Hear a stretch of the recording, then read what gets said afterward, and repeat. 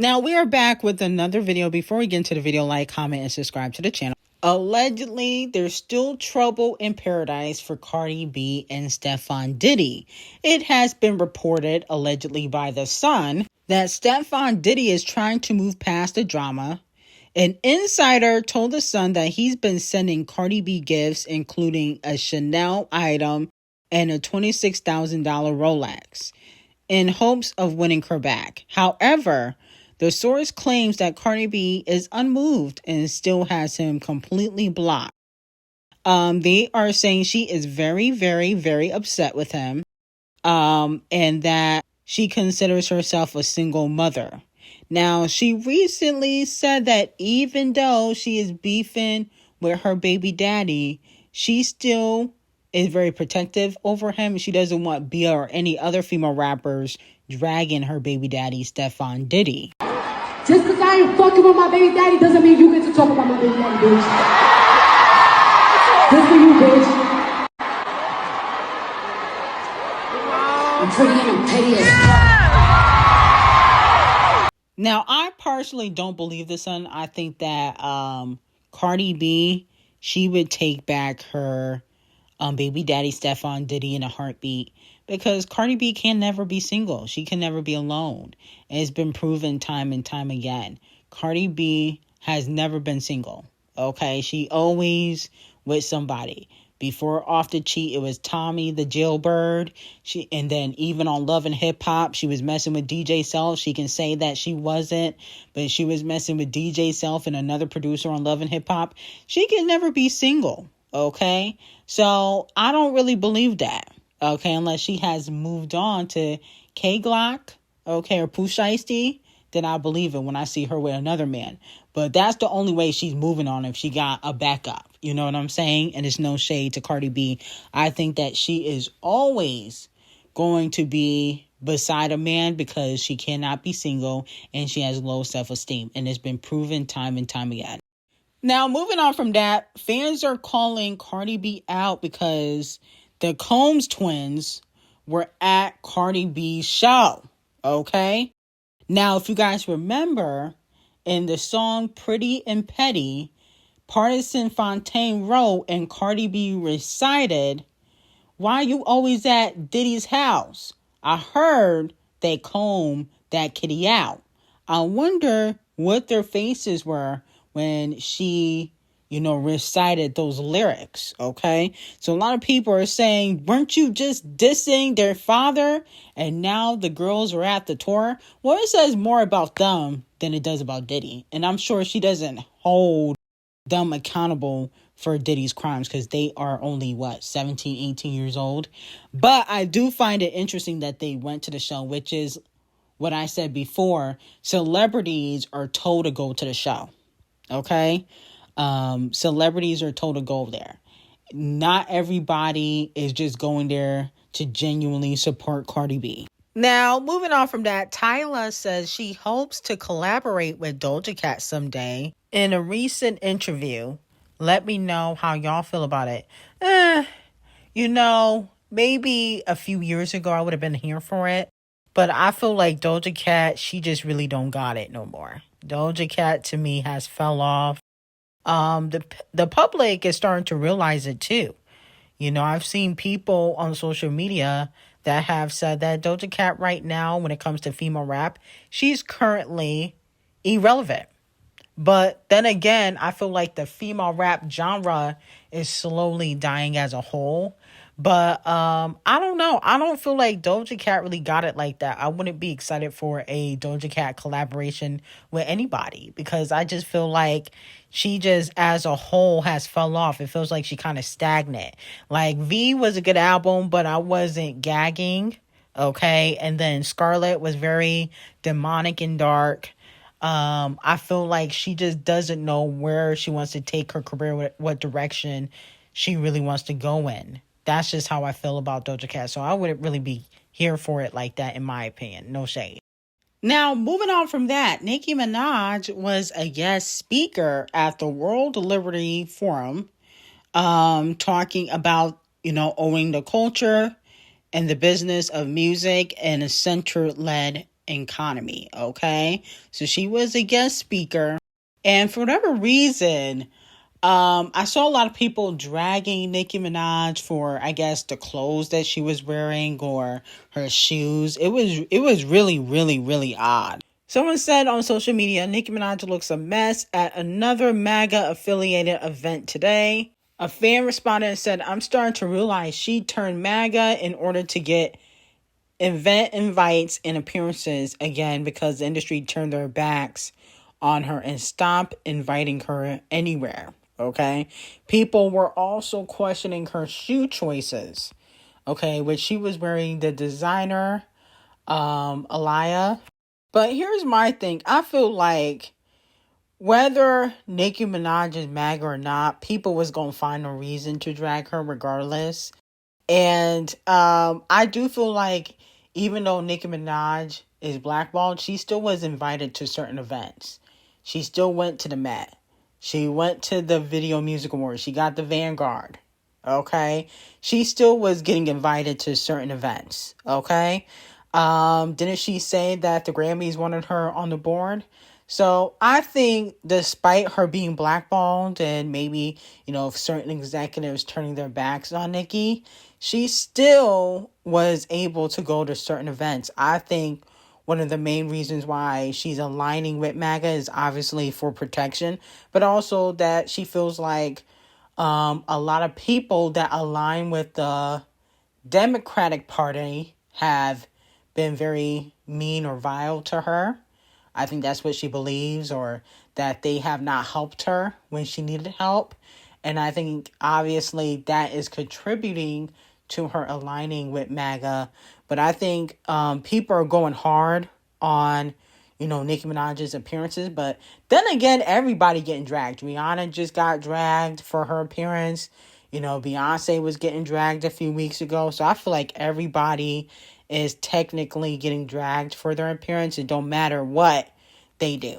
So let me know how y'all feel about it. And if you guys, agree or disagree what people are saying on social media, I feel like it's not really going to change how Nicki Minaj acts.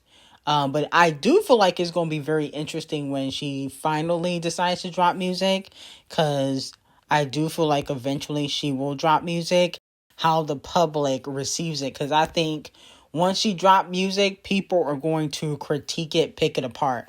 I definitely feel like they're going to pick everything line by line apart. But usually that happens to all of the female rappers, but it's going to happen to Nicki Minaj even more, even though she's the most talented one, to be quite honest. So let me know how y'all feel about that. Now, moving on from that, Ice Spice manager has clapped back after rumors that Ice Spice has been dropped or shelved.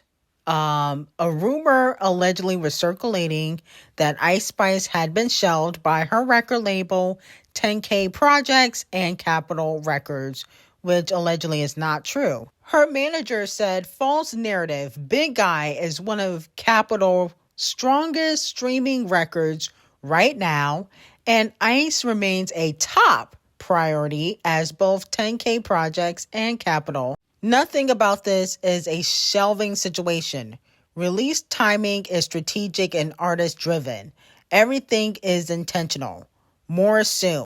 Her team is basically saying that she strategically drops, which I do believe that to a certain degree.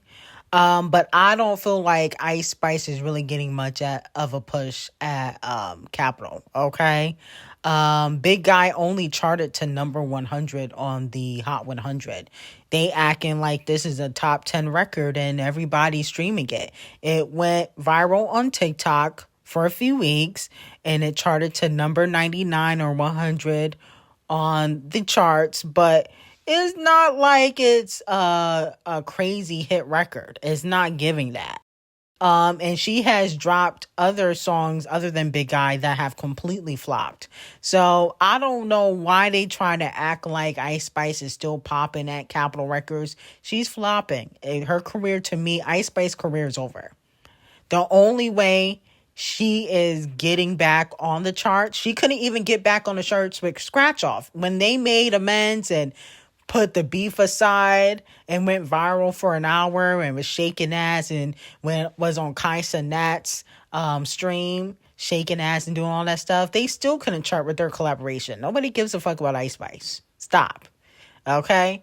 The only way she's charting is if she do a collaboration, another collaboration with Nicki Minaj, a collaboration with like Drake, or Cardi B or something like that, or Doja Cat. That's the only time she's charting.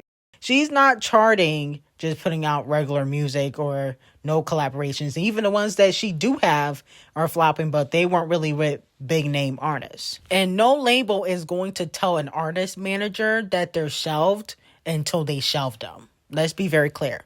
Labels are strategic too. They're not going to tell a manager of an artist, hey, we're shelving your client. They're not doing that. They gonna shelve you and then let you know. Okay, so he wouldn't know if she was shelved or not because they're not going to drop that tea to them. Okay, usually when a label shelves you, you'll know when they're not backing you anymore. Okay, when they're not really pushing you anymore. Even if you get to release music, they just won't push it. And I don't feel like Ice Spice gets much of a push anymore. And I don't think, Ice Spice is the only female rapper shelved. I think Megan Thee Stallion is basically shelved. And y'all can say, oh, she's independent. But she's clearly getting backed by the machine, Roc Nation. And they don't really push her musically. They only push brand deals. They don't push her musically. And she has a distribution deal with Roc Nation allegedly now.